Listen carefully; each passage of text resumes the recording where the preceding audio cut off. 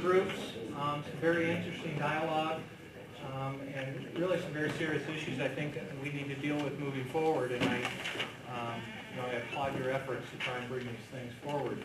I'd like to hear from the MIPS group first, and Greg, you were the lucky guy to be the spokesman.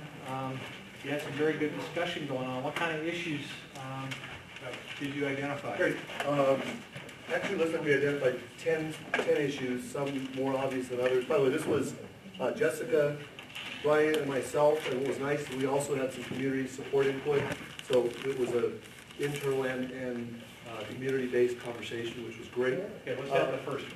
What's that? The first issue. First issue is contracts. Contracts. Specifically. The notion of what's required in a contract between a MIPS manufacturer and our MMC customers, both from the standpoint of when the center is the customer versus when we're the customer, we're buying plant from them, the 5-strain issue. We had a good conversation about the notion of, and Matt concurred with this, that we could, as a group, and a subgroup with MIPS committee, come up with a state master contract that says, for a year, if Matt's my MMC customer, that we... We do some business with Dill over here, I get it. You and Dill are the only ones in business together. That'll be in a paper tomorrow. But if hypothetically speaking, Matt were my MMC customer, that we would, in our master contract, outline both of our license numbers, all the information required, and within that contract, during the course of the year, we would use a PO system or an invoice system as somewhat subcontract within that. So if next week, I sell Matt 500 brownies that involves X amount of plant material, as long as we're looking at, and we talked about differing standards for quality versus weight, but that we want to track through our contract process from the grower through the MIPS operation into the MMC. So sort of a master contract versus a subcontract. So that was a big conversation. Okay. With that one, the only other person I think by statute that's affected, and if nobody else disagrees with me, let me know, would be the centers. Is that right? I mean, you're authorized to contract with centers.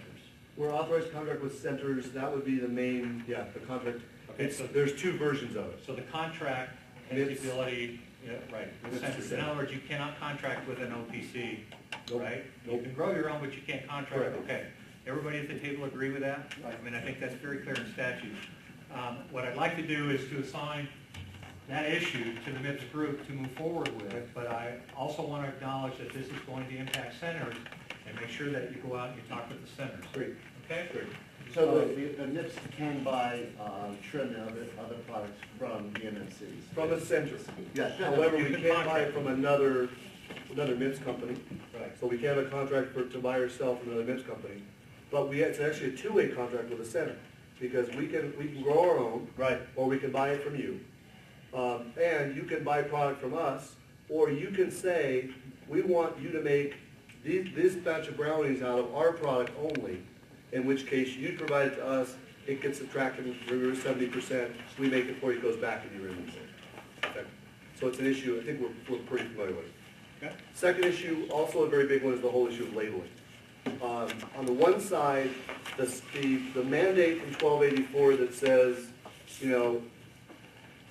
this product was made without any regulatory oversight, may be harmful to your health, we felt in many ways is a little too aggressive, particularly because we want regulatory oversight. We were hoping that Tom Butts was able to be involved, because we'd actually like the state and the municipalities to be involved with us and overseeing our process so it comes true. So we're hoping that maybe over time, and this may be a statutory or it may be statutory isn't changing 1284, so that language might be able to be softened. On the other side, we had a conversation about setting a higher bar for labels, where things like, what's required for, and Jessica made a very good point about this, the state wholesale requirements are very explicit on what has to go on labels. And even though 1284 doesn't specifically address those, we might want to raise the bar on things like ingredients every ingredient that goes into our product, quantity of, you're giving me a funny look. I was like, well, I mean, I think we pretty much agreed that any ingredient should be listed, it's not. No, but not everybody's doing that. So I'm saying we want to raise the bar in terms of the standards around ingredients. Because there are people in our industry who are not putting all the ingredients Allergies. currently. So we're saying, in some ways, we want to lower the bar a little bit so that it's not, no regulatory oversight was used. We want to add things like keep out of reach of children, don't operate machinery under the influence of this product, things like that that aren't specified, and the wholesale standards we want to look at. Okay. So those were the two big issues. Okay. You want to assign that to Barb? I'm sorry, I wanted to throw something out, because this is Please. something I found as troubling as a MMC owner, was in the labeling, and especially when it relates to medical marijuana, I've seen some labels that say a gram of medical marijuana, a gram of tincture, a gram of, and especially when it says a gram of tincture, that doesn't give us any information as to how much is really in there, because are we talking about a 6 times tincture or 4 Right. times? So if you could maybe just focus on You that. were on item 3. Well, On- okay, on and we my haven't labeling? assigned it yet, but as it relates to the issue of labeling, I think that concept affects everybody in this room.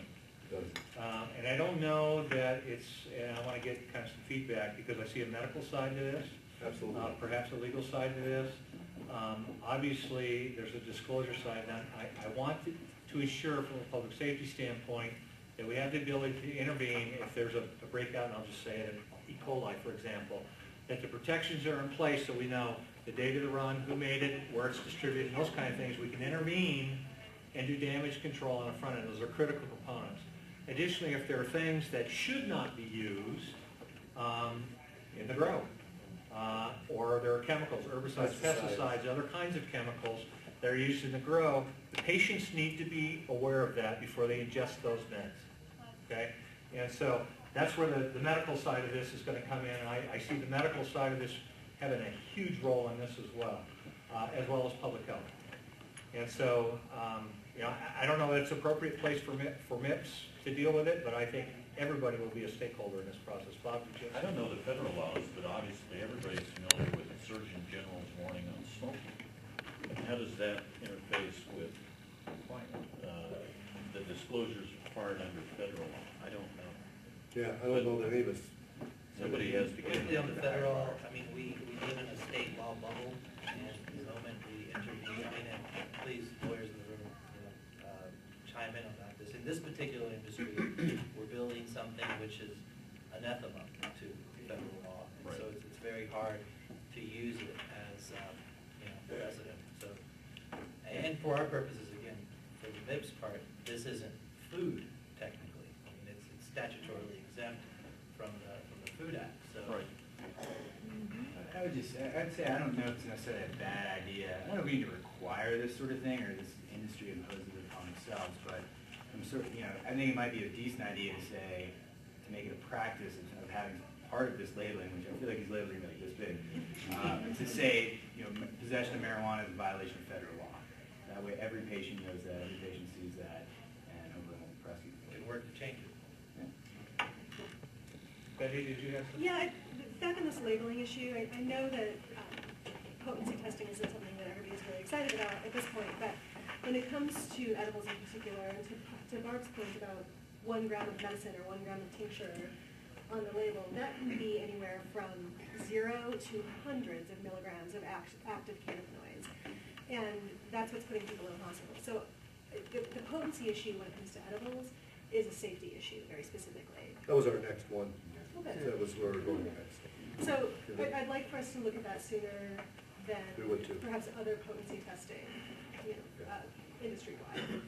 Yeah, and again, public safety side of things, the protections need to be in place so that if there's a need to intervene, they can. And the reality is, it will most likely be local health departments that do that, not us. And so I hope that we can bring them to the table. But who's best suited? I mean, is this one of those issues that we have everybody chime in? And, I mean, I there's think a lot of that that- the labeling for MIPS is gonna be so different from the labeling for, okay. a Should we have raw 2 product. protocols? There's even labeling for drugs too. I'm All sorry. those plants, all that stuff needs to be labeled. Or Matt, what if we created I hate committees on top of committees, but what if we created a labeling committee that was made of stakeholders from Grow, from Health Department, from the doctors, from MIPS, and say, you guys get together, spend 2 hours on some random Thursday.